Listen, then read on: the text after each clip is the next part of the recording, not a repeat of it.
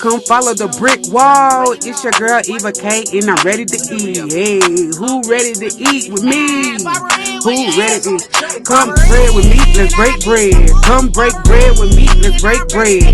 We about to eat this food and get fed. Come break bread with me. Let's break bread. Now bow your head, hey, cause we gotta say the grace, cause we about to eat. We about to eat. I can't wait to eat. Let's eat, big girls. Are you ready to eat? Come eat with me and let's talk. I want to get all in your business. What you gotta say? What you gotta say? I'm ready to laugh and I'm ready to play. Come on and break bread with your girl Eva K. Let's break bread. Hey, what's going on? Okay, I am here with the beautiful Miss Hannah. Hey y'all. Hey girl, hey, how you doing today? I'm good. How are you? I am amazing. Thank you for coming on. Thank you for having me. Yes. And feeding me. Oh, of course. Look, we got Zaxby's, the Sensation salad. And it got the little egg roll. So look, we're gonna say our grace. We're gonna get it in. Thank you, Jabari, for letting us use the studio, honey. BMA studio. Come and get your pictures taken. Bow your head for me, girl. Now we thank you for our food, Father God, we thank you. Father God, we thank you. Amen. Amen. Amen. Amen, honey. Okay, I'm ready to eat. This smells so good. I want to do this right here. Put my little That's we're gonna see what it tastes the like. citrus vinaigrette. Let's do this first. Yeah. See, I just like it with It's all right. the teriyaki. So on this good Sunday, let me tell y'all how I met Miss Hannah. I met Hannah on Facebook because she was doing the kitty prom. That's my first introduction to you. She had a cute little Candyland thing, kitty prom. I'm gonna have to post some pictures of the kitty prom because that was amazing. The little kids looked so cute. Thank you. So can you tell us a little bit about yourself for people who's wondering who is Hannah Humphrey, honey? Yes, I am married to Mike Humphrey. A lot of y'all know him because he does those pit bulls. He's been posting. He has his K9 kennel, Humphrey's K9. That is my husband. He's been winning a lot of dog shows. So you want your dogs trained? You don't mind me supporting my husband right now? No. Please, you want your dogs trained? You want them worked out? You want him to give you some pointers? We sell dog food, raw dog food it is. So hit us up. Y'all make your own dog food? We add to the raw that he buys from someone else. So we do that.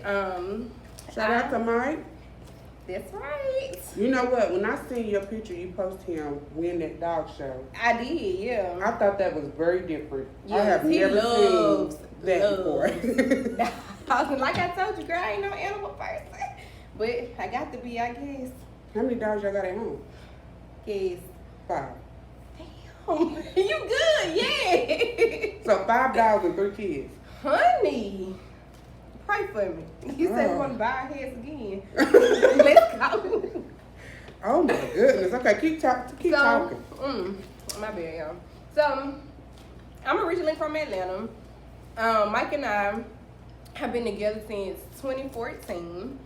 He was in the Army, so we went to Alaska. We had 2 beautiful kids. In Alaska? Mm-hmm. My oldest 2 are born in Alaska. They're Alaskans. Wow. We stayed there for 3.5 years. We moved back to the States, the lower 48s, in 2017, where we originally wanted to go to Charlotte because the land was cheaper, but nobody was really hiring him straight out the Army. The post office called. We had to go where the money was at. We used to a certain lifestyle. We got to make it happen. So we come here. Shout out to my lovely mother-in-law, Melanie, who I work with. Hey. Their guardian, and all his family, because they opened their arms to us and just embraced us coming back home. 3 kids. I was pregnant with my last baby when we got here. Lord. So imagine bringing all these dogs from Alaska. So living with his mama, she got her own dogs, 2 little kids. I'm pregnant. It was just too many people in there. We was living like Mexicans. Honey, it was rough. But we made it. I recently graduated from Fort Valley State University. Woo, congratulations. Wildcats. Thank you. I graduated last year with my Bachelor of Science in psychology. I'm all about community resources. I want to get my foot out in the door. I'm also working on a domestic violence shelter for the Knoxville area, or just East Tennessee in general, because there is a need. There's a very much of a need out here. So that's why you'll see me doing a lot of activities with the kids, because that's where our village starts at. It starts with these babies, and they need a good foundation, so when they're our age, they'll be able to reach back and help somebody and, go from there. So because you talk about being out for the kids, how was your childhood growing up? Because I know you had some tragedies when you was a little bitty girl. So do you mind talking about any of that? Yeah, so what drives my passion for my shelter and just being about the kids and community and family is because I grew up in a religious household, but my granddaddy and my other surrounding areas, they were like Lucifers. So them people who go to church every Sunday, in the church when the doors open, when the doors closed, but they come home and they live like hell. That's the kind of house we live in. I got family members like that. Girl, yes. So we lived in one of those type of environments to where we didn't have birthday parties, like I was telling you earlier. We Christmas was very slim. Like, you couldn't spend the night at nobody else's house. They couldn't come over. Didn't have cable. Didn't have internet. Whatever I cooked, you ate. Bedtime.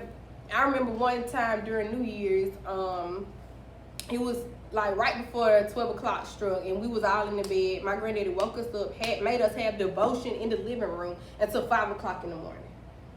So imagine he woke you up. Yes, like you a child at this point. Imagine being woke up out your sleep to go to the living room to kneel down and pray. Not saying that it's a bad thing to get on your knees and thank God for things, but to 5 o'clock in the morning. Now, Lord, I love you, but it ain't that much damn praying in the world. My goodness. So imagine that. We also are a very dysfunctional family. So, girl, everybody got a problem with somebody. They don't like to be told no, and if you're doing something that they don't like, or you doing something that they don't want you to do, or they thought about it first but they ain't never get a chance to do it, honey, that's the end of that. But yeah, so I lived a kind of rough life growing up in that aspect of just being so strict, couldn't do nothing. Then I always lived with my grandparents. My mom, she kind of went on and did her own thing.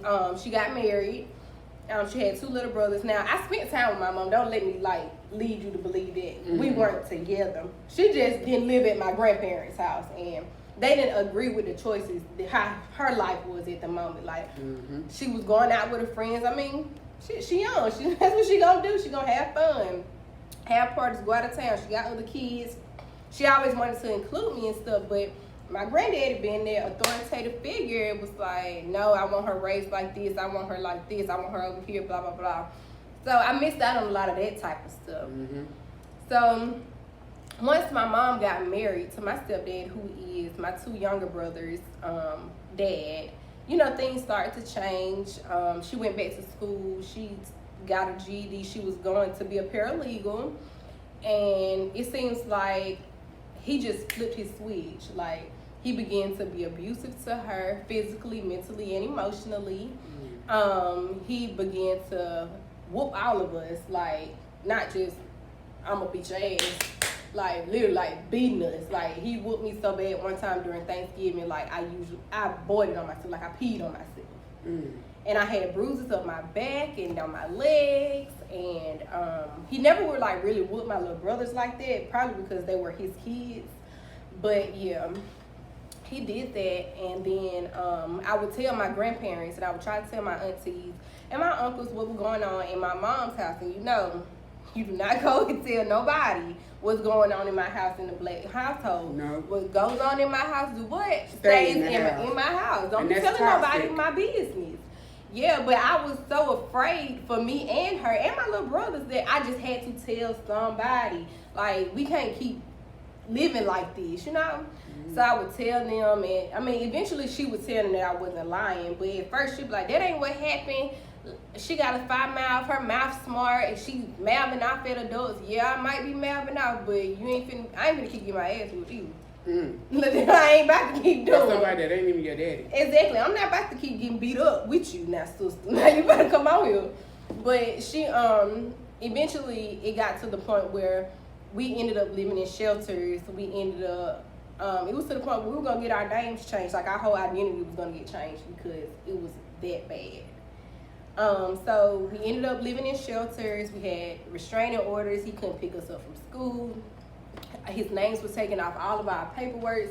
You know, starting the process, the legal process of everything. But on the night of January 20th, 2000, I was 9 years old. I remember it just like, we talking right now, last night. My little brother had a doctor's appointment because he's a real bad asthmatic. And my mom didn't want me to miss school because she had to take him to school late because of the doctor's appointment. So I spent the night at my grandma's house. And for some reason, she was like, give me a hug, I love you, I'll see you in the morning. For some reason, I just did not want to hug her. Because I don't know if I knew that was my last time seeing her. Or if, I sensed something was going on. So I went to my grandma's house, got up, went to school or whatever. That morning I woke up, my grandma just wasn't herself. I saw her, she just kept pacing back and forth. My granddaddy, he worked for Delta. So he was usually gone by the time I got up to get ready to go to school because my grandma, she's a kindergarten teacher. So he was there, he was on the phone. It was just like, they were just pacing back and forth. And the news wasn't on. That's how I knew something was wrong. We always watched Channel 2 News every morning. And she was like, your teacher's gonna come get you and she's gonna take you to school. And I was like, well, why are you not taking me to school? What's wrong? And she was like, I gotta do something. It's something I gotta take care of. But we got in the car. My teacher, she left me with our next door neighbor. And my teacher came and got me. And when I heard it, I heard my mom's passing on the radio. No, my grandmother, they found out on the news. The police, DeKalb County, they didn't even have the decency to call my grandparents. Riverdale Police Department did not even have the decency to call my grandparents. They found out on the news. Wow. The 5 o'clock news. You know when the news come on at 5 o'clock in the morning? Breaking news. He shot my mom 5 times. 9 times. He shot himself in the head. 9 years old, you go to school, you know, because I didn't know what was going on. That's when Harry Potter was really big. This is how vivid my memory goes. And I just kept telling my teacher, Mr. Warren, it was my ELA teacher, I was like, yo, my head is really hurting. Like, I have a migraine, like, to the point where I was just shaking. And he was like, okay, you can go to the nurse. And I called my mom. I paged her because they still had pages back then. I paged her, but she never, like, usually she would call, especially if she saw the school number, she was calling back like that. And I happened to see my grandma and my granddaddy walk in the principal's office. So I got off the phone after I left her my little message or whatever, and I go in there, I say, my grandma is in there, my head is killing me, I need to see her. Can she, like, give me something for my head? And when the school secretary saw me, she just broke down crying. I'm like, why are you crying? Like, what's going on? So we go home, and all my aunts and uncles are at our house, and they were just saying, Hannah, we got something to tell you. We got something to tell you. And I was like, okay. And I'm scanning the room, and I'm like, where's my mama? Like, somebody missing. Where are my brothers? At the time, they were 5 and 4 months.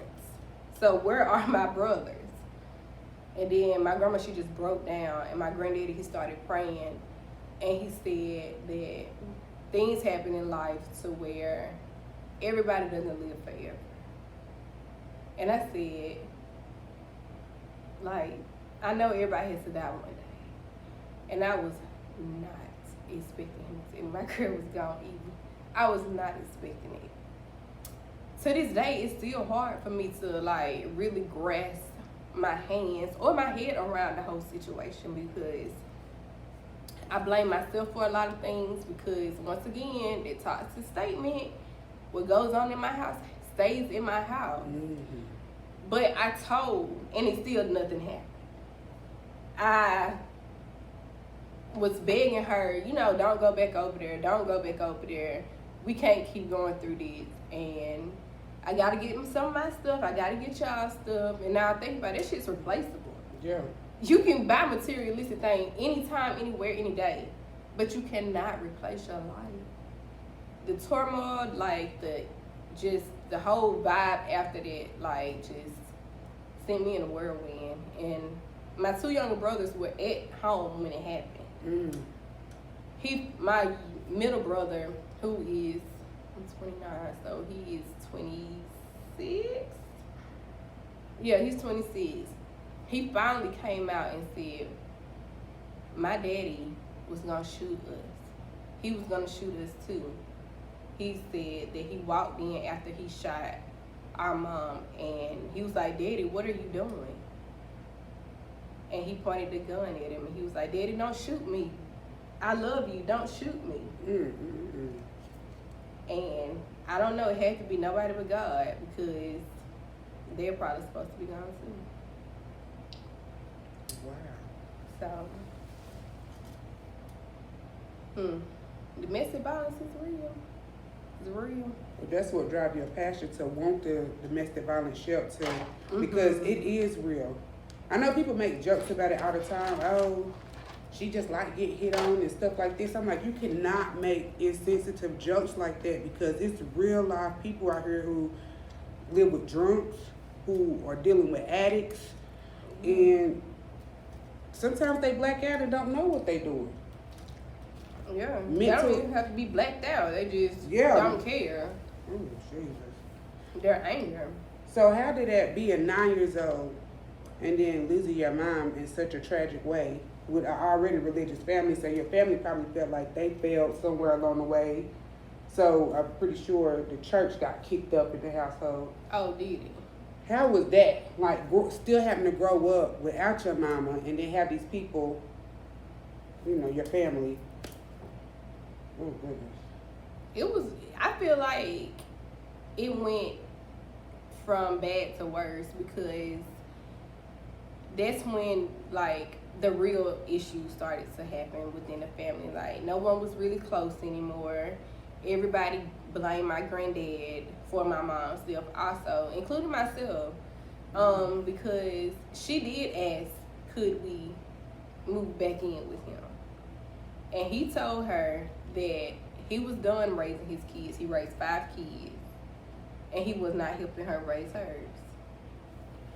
So in my mind, I'm thinking, even though I'm 9, like, I'm very advanced at this point in my life. Even at that point in my life, I was very advanced. Like, I knew a lot of stuff, just like life in general. So what did she have? What choice did she have at that point? I can't even stay with my own family.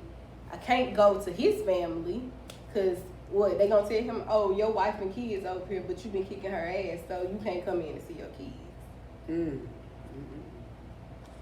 So that's putting you back in the line of fire.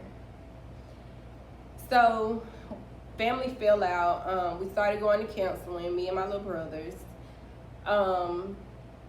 I had some other issues going on to where my emotional and my mental state was really fucked with a whole lot at that point. So they always want to say, put them on medication. I was very depressed. I don't think I have anxiety, but I know I have PTSD. So I was medicated a whole lot because I couldn't focus in school anymore. My grades dropped. I was so angry, just angry in general, just like, I hated life. I wanted to die. And I would tell my family all the time, and I know I shouldn't say this, but I'd be like, I'm better off without y'all. Y'all don't care. One of these days, y'all gonna look up for me and I'm gonna be gone next. I would tell them things like that. I would just want to be like in the streets. I wanted to hang out with my friends. I just hated being at home. Home wasn't home anymore. It was just a place that I went that was like damn jail. And I hated it. So I started fighting. I started getting kicked out of school. I went to juvie a few times. I got put in foster care. when I was in the 6th grade, my granddad he went to the Board of Education, and he took all his name off of all my paperwork, because at that point he was a legal guardian of mine, because my mom was deceased and my dad was in Vegas doing whatever he was doing. Mm-hmm. So he took his name after all my paperwork, and then he called defects. They came and got me from school. In the 6th grade, I was a state of the ward, a ward of state. So I spent like a month in foster care. We ended up going to court. My grandma got custody back of me, and she left all his names off the paperwork at that point, because if you can do this to her one time, then you can do it again. Mm-hmm. So I moved back in with my grandparents. That was another whole situation. Me and my granddaddy, we did not get along at all that time. So I felt like he was nothing to me at that point. So he would just walk past me, and I would just like say little smart remarks to him. He would say something to me or try to like discipline my little brothers, and I used to be ready to go for it at this time, because for one, you're not finna put your hands on them. For two, like, no, it's just a no-go at this point. I don't know what 2 is, but it is a hell no at this point. Hell to the no. So me and my granddaddy, we got into it a few times, like physical altercations, to where they had to call Fulton County Police out there because it was going down in that house. Right. Just a whole bunch of bullshit that people don't even think that goes on behind, especially in the black household. They be like, oh, I never hit my mama, I never hit my granddaddy, and Lord, I'm pretty sure I'm gonna pay for these things, but I hope I don't. It went down. Like, you was just a nigga in the streets to me. Like, I had no respect for you. You were just whatever you were. So did you have to live like until you was 18 with your grandparents? No, I moved in with my aunt, my mom's sister, and I didn't realize before I moved with her how her and her dad was alike. So that was just another volatile situation at that point. That's how I ended up in juvie again, because me and her fought. And she was like, you ain't gonna be no disrespectful ass little bitch living in my house, and you damn sure ain't finna put your hands on me. Okay, square the fuck up again. Let's go. Like, I got all day to do this with y'all, is what I used to basically tell them. I got all day to do this with y'all. I used to run away. A whole bunch of shit, yeah. So did you get help for that? Like, I know you said y'all, after the situation happened, y'all went to therapy. Do you think therapy worked, especially for black children that's going through? I don't understand how a therapist can just want to put you on medication at all times. I don't think at the time the therapies that I had were good for me. Now, therapy I do believe works in certain situations, but I don't think that it's always the child not grasping therapists. I think it's the therapist not grasping the child's issues. So my outlook on therapy now is we have to match. You have to know what I want from you. I need to know what you want from me. Mm-hmm. We have to have some type of energy in therapy for us to be able to move along, break through these issues, start the healing process. I have to trust you, for one. Trust is big. And I need to know that you're going to trust me to engage you in these things, or help me release these things without being judged, without you saying, hey, I think you need to be on medication. And it could be that you really do need to be on medication, but you just don't want to accept that. Don't make me a zombie. Exactly. Actually try to figure out what's going on. Like, go through this, and if you feel that I'm not getting anywhere in this conversation, switch the conversation. Take another route, but just don't make me feel that I'm wasting my time, because that's where I started it. I wasted my time. Like, we go to therapy. How are you feeling today? Yeah, like, I don't feel anything today. I feel numb today. Well, why are you feeling numb? Well, you already know why I feel numb. Mm-hmm. I lost my mom living a shit life. Like, you know why I feel this way. Why do I have to keep saying to you these things? Yes, I know it's a reality. You have to speak your reality. But at the same time, reality is a dead horse to me at that point. So skip that part, and let's go to, I don't know, why do you feel that your grandparents are like this towards you? Why do you feel that you hate them? Mm-hmm. Like, bring it back to my reality, to the things that are bothering me right now, not just the underlying issue, but we need to touch all things, if that makes sense. Right. So with your past, now looking to your future, and you having 3 girls. You want to give your girls a shout out? Hey y'all. So having 3 girls, are you overprotective of your girls? Like, how are you with your girls? Are you strict? I find a lot of things that happened in my past. I am not necessarily killing my kids, but I am very strict on them. I want them to know life skills, but they're babies. Mm-hmm. I have to realize that the life I lived is not the life that I want them to live.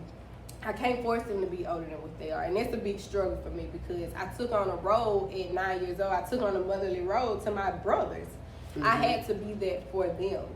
So I feel like I'm very nurturing to them, but I'm also very, like, you should already know this. Like, I don't know how to explain it. But I'm that way too. I catch myself doing that a lot. Yeah, and I don't want them to be like that. I tell them I love them all the time. I hug them. Now, I will whoop their ass now.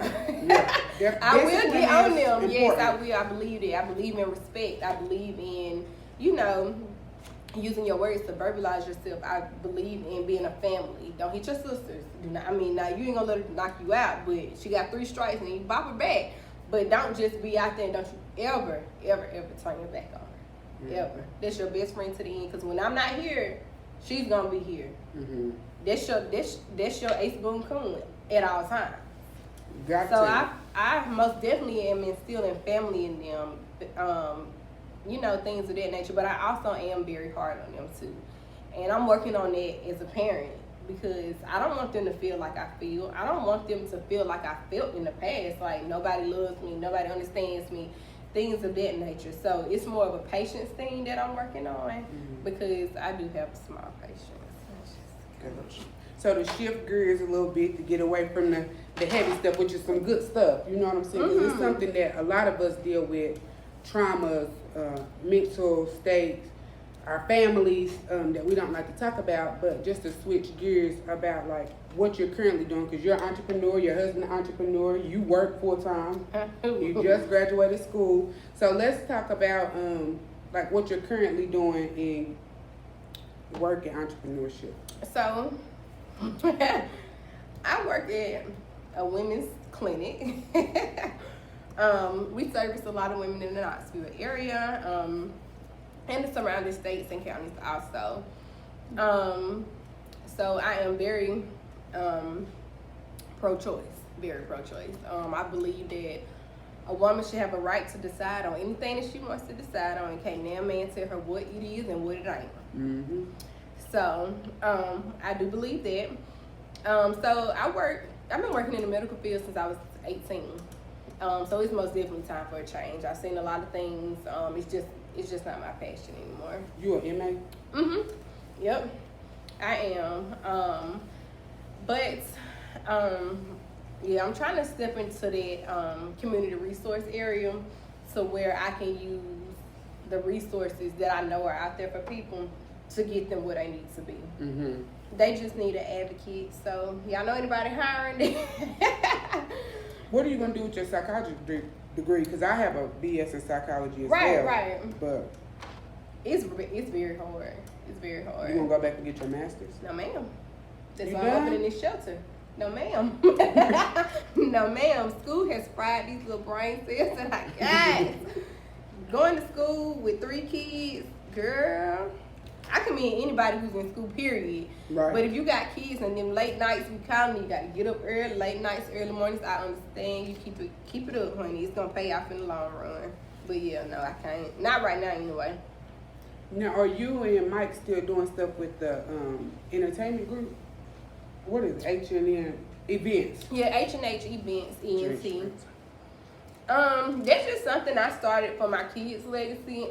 It's really their stuff.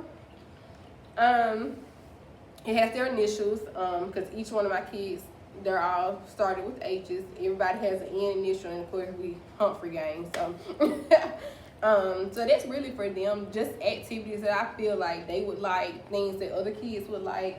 So unfortunately, due to COVID, we weren't able to have kitty prom this year. I hope we can have something for fall break, maybe, but I didn't realize it was so close coming up. It's like 2 weeks away. But just something for the community, because I care. A lot of other parents, they care too. They just need, somebody else to do it. They'll help, they'll donate, they'll do whatever. They just don't want to be in charge of it. So I've been thinking about that, but yeah, we're still working on some things of that nature too. Free game, baby. Let's see. So how is it with Mr. Mike? Now Mr. Mike, I'm married too, but he is fine. Well, thank you, girl. Honey, I see him in that suit. I was like, now who is this? Girl, he's spoken for, but yeah. He is gorgeous. You remember I said I used to fight? I'm just playing. Hey, I'm just playing. I'm saved and sanctified now, but yeah, that's my boo thing. He's good. He is he's a little weird. Cause he'd rather be with his dogs than be around people. He's not really a people person. He's very antisocial. And that's good. Keep him out of trouble. Yeah, he's always at home outside with them dogs. But he's cool. Them girls, he like you said how you be at work, be playing rolling on the floor. Now that's him. I'm not like that. I love kids. I mean, I do too, but I'm not about to be on the floor with you all day. I try to do a flip with my big old self. The kids at school love me. Look, I'm looking for some light up shoes now. So Let me help you find them. I want to be the flyers at school, okay? Please so the find reason them. why I asked about Mike, because today's climate, everything's going on with our black men. What do you feel about, how do you feel about being married to a black man right now? I couldn't see myself being married no other type of way, honestly. Facts. I don't want to sound racist when I say this, but I couldn't marry nothing else but a black man. I couldn't. It's very strange in these times. Like, you just never know. It's very worrisome. He got one of them Hellcats, and he liked to rear that little engine up. And, I just be like, you got to chill with all this. That's a noise complaint. Police. Your windows tinted. Police. Niggas in general. Police. You know what I'm saying? Facts. And it's not just the police. It's your peers, too, that be hating on you and be timing for you, and you don't even, know it. So, no, you can't come over our house. You could go to their house, but your location need to most definitely be on. We have a safe word. Because you're still black at the end of the day. What that mean? That's new. If you feel like if I'm somewhere and I feel something is off, I got a word that I text him. Oh, my location is always on. Come to me. And I'm coming to you. At the end of the day, I will go to war behind him, and he'll go to war behind me. I love that. So, we are very militant. It must be the army shit. Right. And it must be the way I was raised in Atlanta, but now we butt heads just like any other couple. Some days I like you, some days I don't. But at the end of the day, I do love you, and I want the best for you. And it means from the time you leave my house to the time you come back, you need to be in one piece. I don't want to see nothing. If I got to hide you from somebody, we gonna hide you however it's going. Bunny and Clyde if you got to, but that's how I need to be. So. I love that. Yep. And I love, so. Now, if you ask him how I feel, he be like, oh, she mean. She don't act like this at home. But, deep down, I will go to war for you, boy. You know this. I can't see you being mean. You always so sweet. I really am. I'm the nicest, meanest person you will ever meet. Because when my daddy passed, you was right there. Do you need anything? She brought my kids drinks, pops, water. So, you have a special place in my heart. Your girls are beautiful. I get to see them every morning at school. Honey. Thank you. Get to see your mother-in-law every morning at school. She's so sweet. Yes, she is. But yes, thank you for coming on. Y'all like, comment, subscribe. Thank y'all for watching. If y'all would like to see Hannah again, let us know. And again, shout out to all the women out there that's in domestic violence situations. We are praying for you. Please reach out to me, girl. I'll help you. Yes, I we will got to too. run his ass up in this car. Listen. We coming. Yes. And we've been trying to work on things together to pull resources together yes. So make it work. please, if you need anything, reach out. Love you. Peace. Shout out to BMA Studios. Don't forget, come get your kids' photos from Jabari on